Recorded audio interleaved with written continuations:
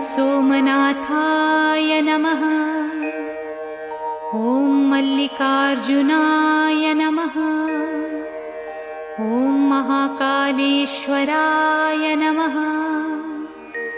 ॐ ओंकारेश्वराय नमः। ॐ वैद्यनाथाय नमः। ॐ भीमशंकराय नमः। ॐ रामेश्वराय नमः। ॐ नागेश्वराय नमः। ॐ विश्वेश्वराय नमः। ॐ त्र्यंबकेश्वराय नमः। ॐ केदारेश्वराय नमः। ॐ घुस्मेश्वराय नमः। ॐ